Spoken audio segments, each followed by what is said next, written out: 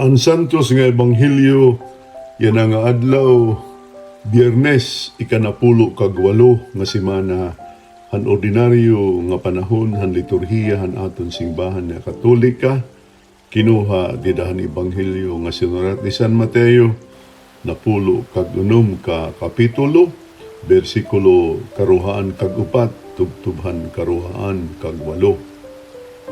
Nga nagsiring Jesus san iya mga tinunan, kun mayada karuyag umupod haakon, kinahanglan magsalikway hiya han iya kalugaringon, magpasan han iya krus, ngan magsunod haakon. Kaya ton karuyag magtalo asan iya kinabuhi, mawawara ini haiya, kundi adton kawadan han iya kinabuhi tungod haakon, iaagin ini niya. Ano haibaan makukuha ang tao kung maangkon niya ang bukos sa kalibutan, kundi kawadan hiya han iya kinabuhi? Waray good. Waray niya sadang mahatag basi mabawi ang iya kinabuhi. Kay maabot ang iya anak han tao, tidahan kinabuhi, himaya han amay, upod han iya mga anghel, nang tatagan hiya hinbalo sa ngatanan, sumala han iya mga buhat. Tigam ni niyo ini, may ada pipera din niya, diri mapatay tubtub nga hikikitan nira nanak han tao, maabot usa nga hadi. Mga kabugtuan ang maupay nga sumatan aton dayon nga kataluwasan. Maupay nga adlaw hay iyong nga tanan, hanli na ba'y nga mga Biyernes, didhan akon pagpahamtang, han maupay nga sumat, gintagan naton hinduon o importansya ang grasyahan pagtuo. Ang pagtuo nga grasya tikang han Diyos, hatag haaton, tungod kay ang Diyos maghupon og maluluyon, og aton ini kinarawat, didahan aton tagsa-tagsa nga kinabuhi, sugad man aton gihapon gimpapahalarom, tungod han aton pagbaton han iya, mangno pagbaton han iya, paghatag hini nga maupay nga grasya, aton liwat yan na binati, inusa nga ayat ni Jesus. Ang ayat ni Jesus amuan pagsunod ha iya. Base ang usa nga tao makasunod ka iya, nanginginahanglan hinpira nga mga kondisyones.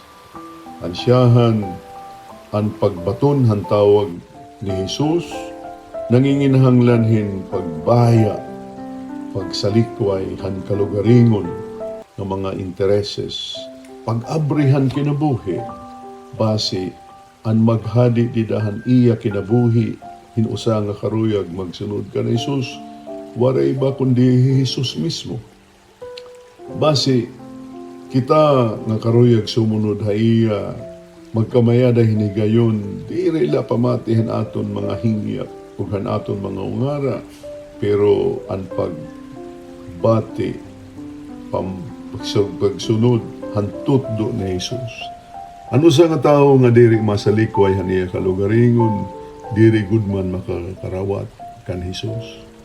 Ani kaduha kondisyon, amo ang sinisiring niya nga pagpasan haniya krus. Ano ini nga iya krus? Nga ang ipagpasanon hinusang karuyag sumunod kan Jesus. Ang iya gimpapasan, waray iba kundiri, ang mga butang nga nakakadarahig mismo haniya pagkatao. Ang mga butang nga nakakahibang haniya, maupay nga kinabuhi. Ang mga butang nga naghihibang haniya mga relasyones, ngadto haniya kasi tao, natikang haniya pamilya. Ini ginpapasan, base ang usa nga tao makasunod kan Jesus nga nagpasan han krus, diin hiya iginraisan, base kita mataluwas.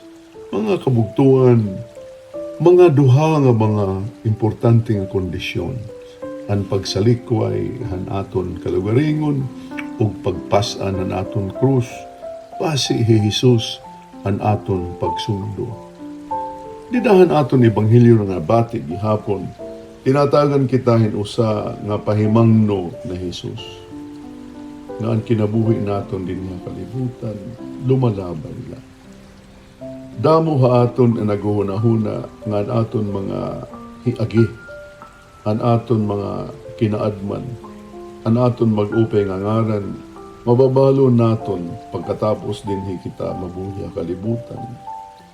Mga kasangkayan, ini nga tanan aton binabayaan. Waray tao nga nakad to halugnanan nga upod an iya gahom, upod an iya kinaadman, upod an iya mga karawat nga hiaki. Waray tao. Kung sugad kung kita natuo ka ni Jesus, unahunaan naton nga pinagihan pagbahaya hiningatanan base hiya naton sundon. Mayada naton higayon hin pag-angbithan kinabuhi nga dayon. Amo la ini an matuod nga grasya, an matuod nga kayamanan nga angay naton hingya pon aton makakarawat. Ang pakig-usahan Diyos Amay, Diyos Anak, o Diyos Espiritu Santo nga dahin usa nga katilingban, hingugma o pagkaurusa. Amoy niyan usa nga hingya, inusa nga tao nga may ada pagtuo. Mahingada nga ni kita hininga, sugad hin panunahuna, diri kita mag-aalang, hin pagsalikwa yan aton kalugaringon nga mga hingya, an aton kalugaringon nga mga ungara, an aton kalugaringon nga kinabuhi, ug pagpas-an na naton krus tungod kay nakita kita, ug naabat kita, nga ini nga tanan babayaan la naton, ug ang pagsunod ka ni Jesus amon magiging put nga sentro han aton mga panunahuna o han aton mga hingya. Kamao pa hini nga mensahe nga angay naton pagtipigan di dahil nga nasakob pala kita han bulan han Agosto. Bulan din kita nga tanan tinatagan hini gayon hin panunahuna hindamo nga mga butang labi na gud adton mga tutdo ni Jesus para han aton kataluwasan o kan aton pag-angbit han kinabuhi nga dayon nga aton ginhuhuna-hunaan nga mahitatabo para ha aton na tanan pag-abot han panahon. O pengadlaw ayo nga tanan.